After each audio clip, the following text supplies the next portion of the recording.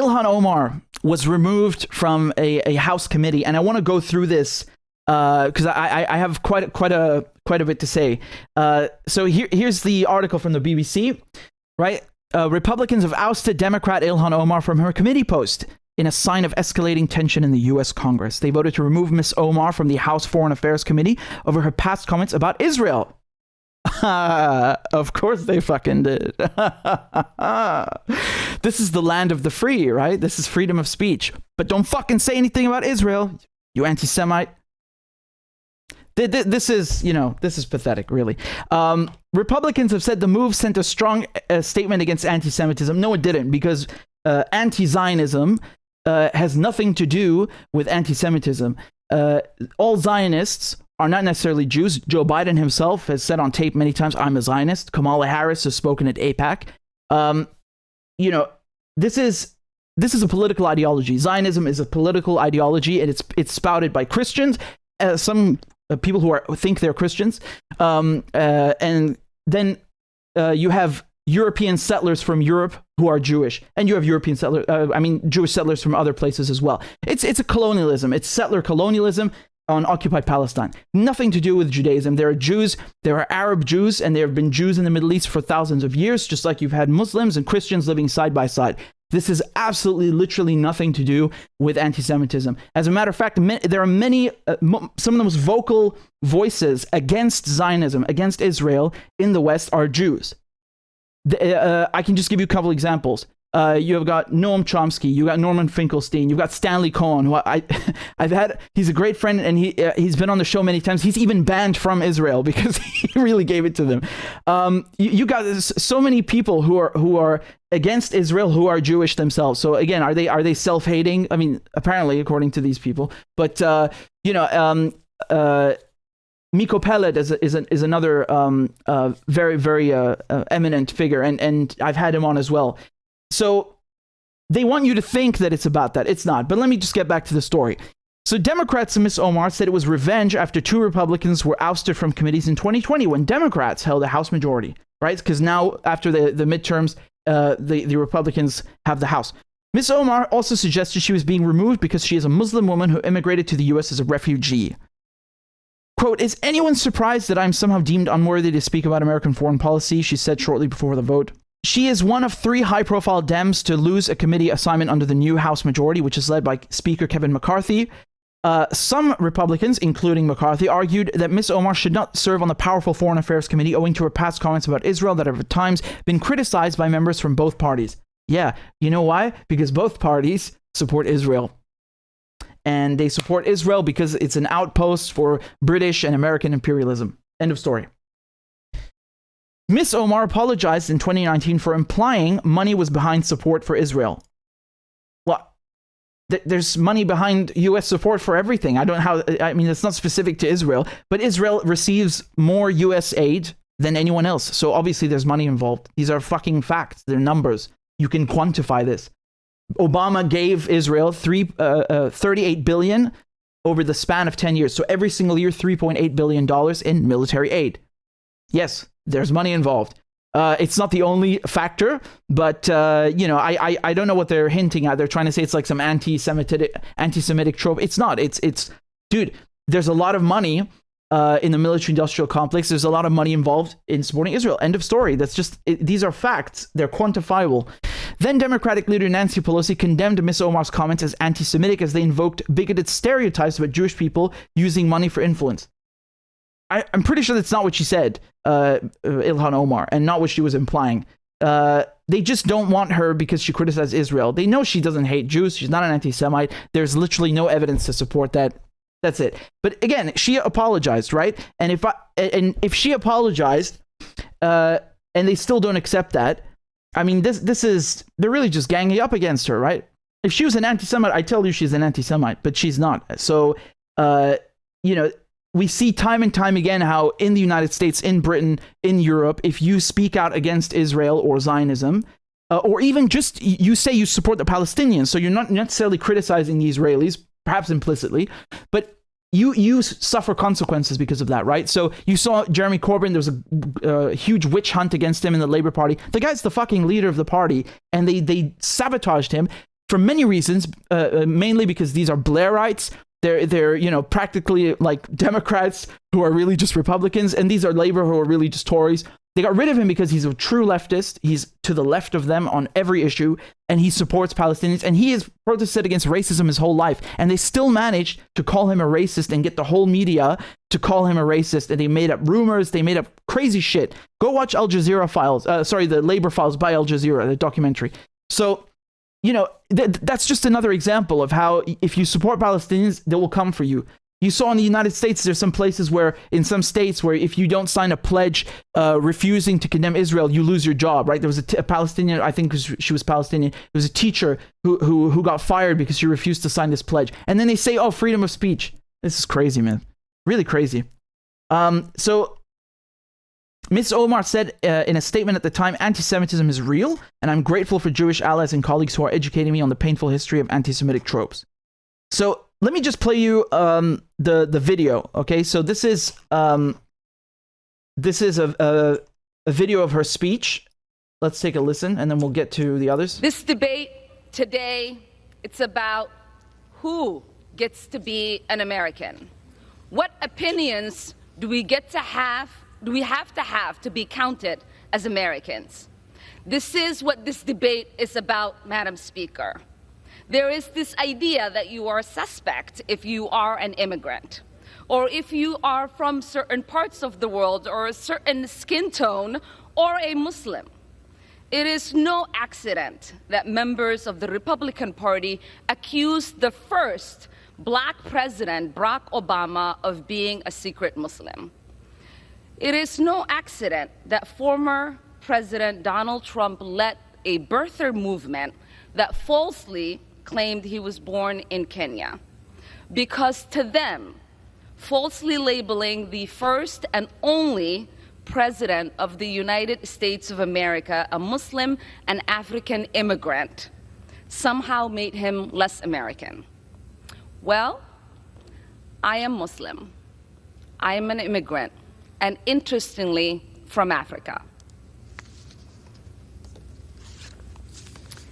Is anyone surprised that I am being targeted? Is anyone surprised that I am somehow deemed unworthy to speak about American foreign policy? Or that they see me as a powerful voice that needs to be silenced? Frankly, it is expected, because when you push power, power pushes back. Representation matters.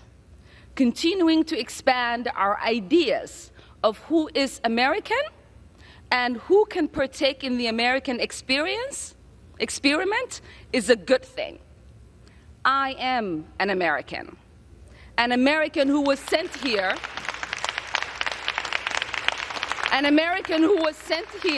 by her constituents to represent them in Congress, a refugee who survived the horrors of a civil war, someone who spent her childhood in a refugee camp, someone who knows what it means to have a... Right, so let me show you some of the other speeches that people gave in support of her, right? So, and then I'll give you my comments, okay? So this is Cori Bush.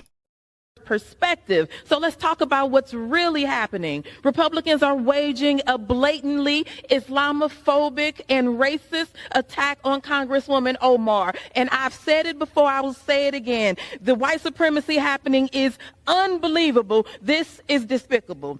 It is Congresswoman Omar who has been harassed at her job for simply existing as a Muslim woman in Congress. It is she who has been attacked by a member of this body, ridiculing her as a potential terrorist for simply existing as a Muslim woman in this Congress. So rather than bring an actual accountability, any accountability to Congress, they bring this offensive resolution to the floor. This is just a bunch of racist gaslighting. We all know it.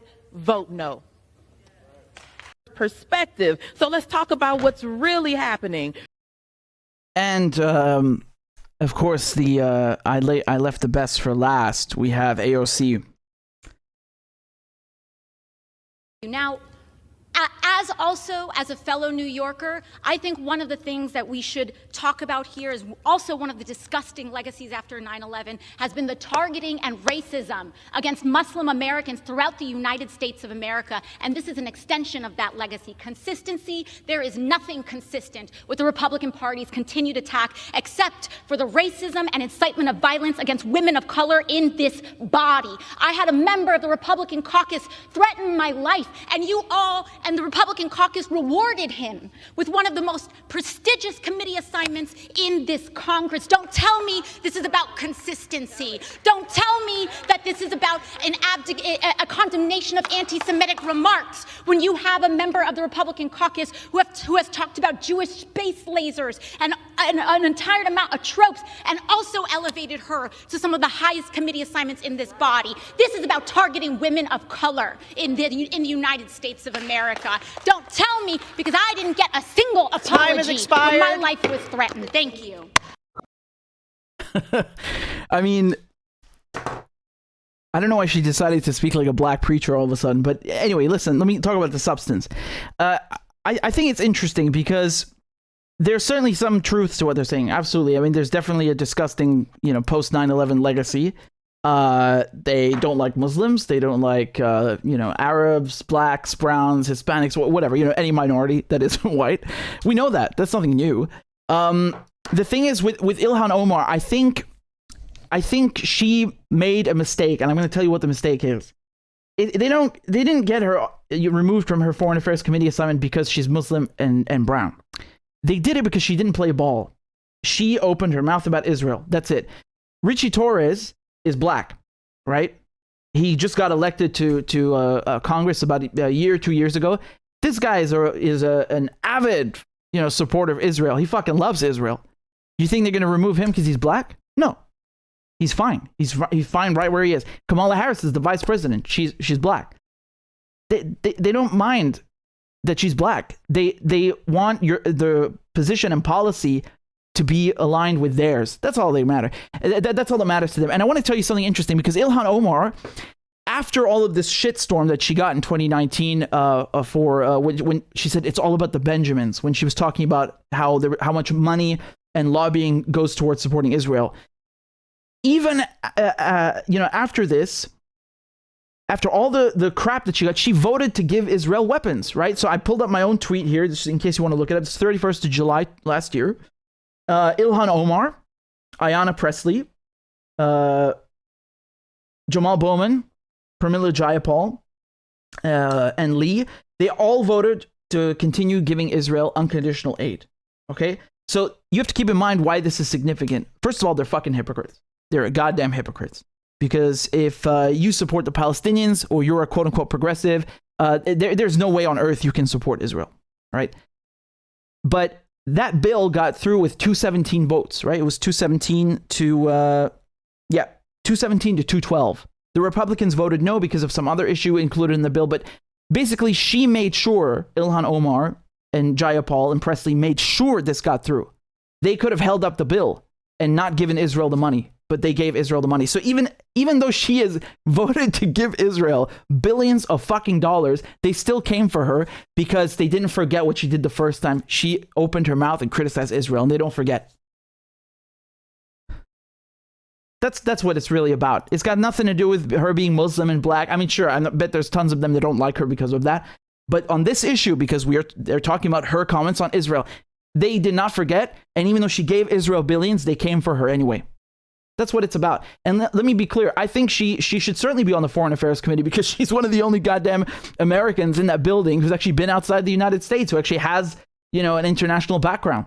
So I don't like her voting to give Israel money. I don't like her refusing to recognize the Armenian genocide.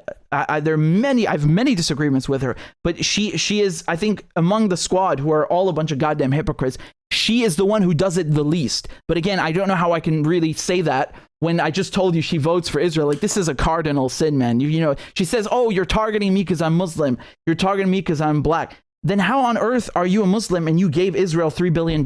What the fuck? And again, it's nothing to do with being Muslim, because the Israeli issue is a colonial issue, right? The Israelis are colonizers and they kill everybody. They kill Jews who disagree with them. They kill Christians who disagree with them, Muslims who disagree with them. So it's not about her being a Muslim, but, she comes from Somalia, which is both an African and an Arab country, which has roots with the Arab world, which is she is Muslim. And so I don't know. I don't understand how she can reconcile the two, but they certainly didn't forget her comments.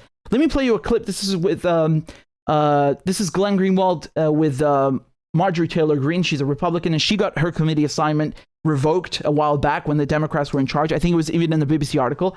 And so again, this is kind of it's back and forth, right? So when the Democrats were in charge, they kicked her off her committee assignments, and now that the Republicans are in charge, they did the same thing to Ilhan Omar.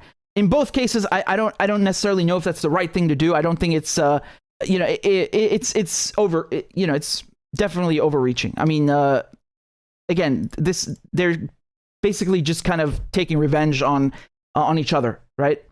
Whether it's Marjorie Taylor Greene or it's Ilhan Omar, they're screwing with each other, right? The Republicans and Democrats. But let me just play you the clip and then let me comment on what she said. When it comes to Ilhan Omar, it seems as if the argument for removing her from the House Foreign Affairs Committee is similar to the argument that was made by Democrats for why you should be stripped from your committee positions, namely that not that she abused her power or engaged in ethical violations, but instead that she expressed views that a lot of people dislike. And I want to just show you probably already seen it, but for our audience, what Matt Gaetz said a few days ago in an interview about why he's at least not yet willing to support the campaign to remove Ilhan Omar from this committee, and I want to hear what your reaction to it is. So let's go ahead and show that. Adam Schiff and Eric Swalwell are dangerous to our country. They lied about intelligence. They created a structure of leaks and then embroidered those leaks onto other lies. You just saw Adam Schiff lying about his contact with whistleblowers. Even CNN had to recognize that point. But I have to tell you, Jen, I view the Schiff and Swalwell matter somewhat differently than I view the Ilhan Omar matter. Ilhan Omar didn't lie about our intelligence agencies. She didn't say that Trump was a Russian agent based on information from a particular committee that was just totally bogus. The reason I think a lot of Republicans want to kick Ilhan Omar off of the Foreign Affairs Committee is because they don't like what she has to say. So and like I was just saying to you... Do you believe she should have remained on that Well, Foreign Affairs I'm Committee? undecided on that question because the Democrats moved the Overton window. And I do believe Speaker McCarthy deserves deference, and so I want to hear him out. But I am undecided as of tonight as to whether or not I would vote to remove Ilhan Omar from the... He did vote to remove her, by the way. Foreign Affairs Committee, because it's one thing to do dangerous things to the country with intelligence. It's quite another to say, I don't like your viewpoint, and thus I want to remove you. I don't support that with DirecTV and Newsmax. I didn't support it when it was directed at my friend and colleague Marjorie Taylor Greene, and it makes me uncomfortable that the case against Ilhan Omar, isn't being subjected to any due process. Do you see any validity to that argument?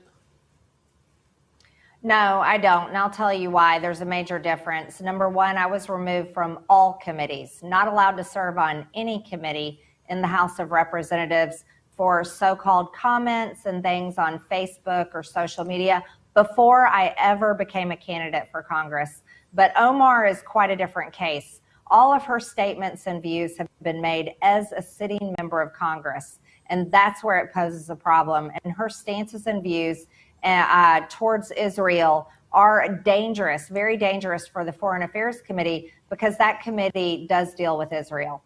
And her support for Hamas, her support for terrorist organizations that are against Israel is not the type of viewpoints. And that's not what we should see out of members of Congress for the United States sitting on the Foreign Affairs Committee. And then the other difference is, guess what? Democrats can assign her to any other committee. What the hell is she smoking, man? Listen, I thought you're the land of the free. I thought you have freedom of speech. So why isn't she allowed to have an opinion about Israel? Why does she have to fall in line and agree with you? What does that mean? Oh, she's dangerous because she has to deal with Israel. Yeah, because you're giving all this fucking money to Israel. So obviously she's supposed to have an opinion on that. And again, she gave Ilhan Omar voted to give Israel $3.8 billion. She voted to give them the money. She gave them the money. and she had an instrumental role in passing that bill. Again, if you want the exact, I'll give you. I covered this on the channel. Here's the exact bill. So this was bill number. So House Resolution 4373, right? July 28th, 2021. It's not even a year ago. Actually, it is more than a year ago now, but it's a year and a half ago. So again, this is ridiculous. Can you believe what she just said about like, oh, she supports Hamas? No, she doesn't. She supports Hamas. I've never heard that in my life. Like anyone who doesn't like Israel say, oh, they like Hamas, right? Hamas. They can't even say it, the Israelis. But she said that Ilhan Omar supports Hamas. She does. I don't know. Also, what's wrong with supporting Hamas? Under international law, they're allowed to, first of all, they won an election. They were democratically elected by the people in Gaza. They have an international legal right to armed struggle. It's not my opinion. You can go and look up the Geneva Convention and the United Nations Charter. So I don't understand why they're not terrorist organizations unless the United States is concerned, because the United States is supporting Israel. But legally, internationally, they're not really. Oh, so what does it have to do? Let's say she does support them, hypothetically, right? Why shouldn't she be on the Foreign Affairs Committee? You just don't like her opinion. That's it. She's not a danger to anyone. I mean, this is really what. Anyway, let me play the rest of the clip. Committee in the House of Representatives, just not the Foreign Affairs Committee. So it's a night and day difference between how they treated me and what we are doing with Ilhan Omar. And my friend Matt Gaetz, who I really like and admire, he's just wrong. But I will tell you, I'm pretty sure Matt Gaetz is going to be voting to remove Omar when we take that to the floor. Could definitely be the case. Let me just probe a little bit more on that. Because you did mention Ilhan Omar's views with respect to Israel. Regardless of one's views on Israel, Israel is a foreign country. It's not part of the United States. It's actually a foreign country. A lot of Israelis have better quality of life than a lot of our fellow citizens of the United States. Israel is a major recipient of enormous amounts of U.S. aid in the billions and billions and billions of dollars range that Obama signed with Prime Minister Netanyahu. Even if you support U.S. aid to Israel and can reconcile that with an America First ideology, which I want to talk about in a second, what that means, surely it has to be the prerogative of a member of Congress to be able to question whether that policy is the right one, or even to oppose it. I love Glenn. He hit the nail on the head, man. Really, just without being punished. Isn't that something that we want to foster in Congress and our country generally, which is the ability to express views that others disagree with without being punished for them? Yeah, absolutely. Bingo. But I don't think it should be views expressed through hatred or any type of negative feeling towards a country based on their identity. And that's the problem with Omar. It's one thing for her to say, we shouldn't be sending foreign aid or something like that. But that's not her views. Her views are negative. Her views are more anti-Israel because it's Israel, because of Palestine and the situation that lies there. But it's not one of more freedom of speech with policy. So that's the clear difference. The situation there, she has no clue what she's talking about. Just like AOC has no goddamn clue what she's talking about. This is embarrassing. I'm so embarrassed for these people because they are elected members of Congress. They represent, they are representatives in the United States Congress, which is the most powerful and the richest country on earth. And the United States is the most, is the country the most involved in foreign affairs. Negative, most of it, but, to not know what's even going on there, this is so embarrassing. I've seen this often where people run for Congress. I'm not saying her, but there are people who run for Congress or the Senate in the United States, and you go to their website and they don't even have a foreign policy section. So these are people who could be voting on invading another country. Again, it doesn't mean it's legal, but they are supposed to have an opinion and they're supposed to legislate on arms shipments and coups, and they get intelligence briefs, right? Most of them. So and depending on the committees they have access to classified information, and they don't even understand basic foreign policy issues like what's happening in occupied Palestine. This is disgusting. It's so embarrassing. So I love Glenn's question because he really cornered her, and this is something that is so funny that you see with Republicans and especially Trump people who are like, make America great again and America first. And he asked her, how do you reconcile America first with giving Israel all this money? Because obviously then America is not first. I'm pretty sure you could find a better use of $38 billion, which is what Obama gave Israel, for things inside the United States. There are tons of homeless people in the United States. People in the United States, as Glenn eloquently pointed out, don't have the same living standard as Israelis. How do you reconcile that? You can't.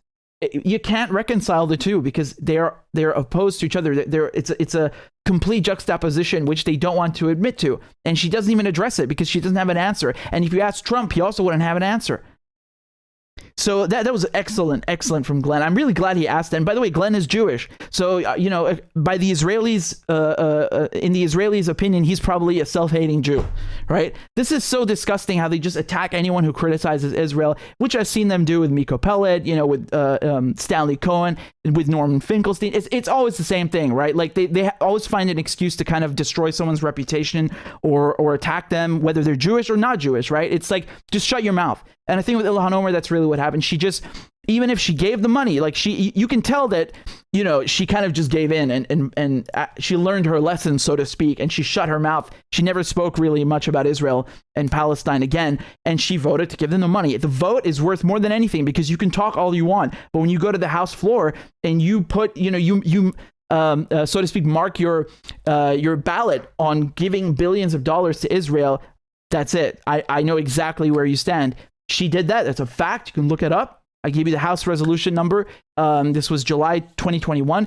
Ilhan Omar gave Israel billions of dollars, and they went after her now and got her because these parties like to take jabs at each other. Democrats did it to Republicans. Republicans are doing it to Democrats, but they didn't forget. They didn't forget about what she said and her earlier criticisms. And, I think AOC has learned her lesson. She stays very clear of that.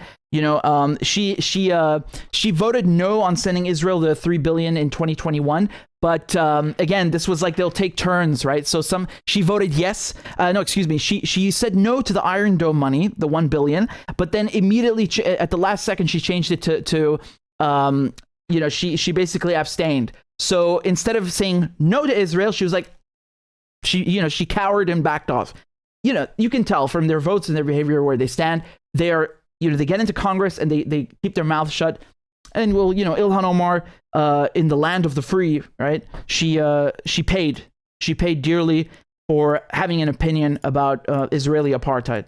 So that's really what it boils down to. They did not forget.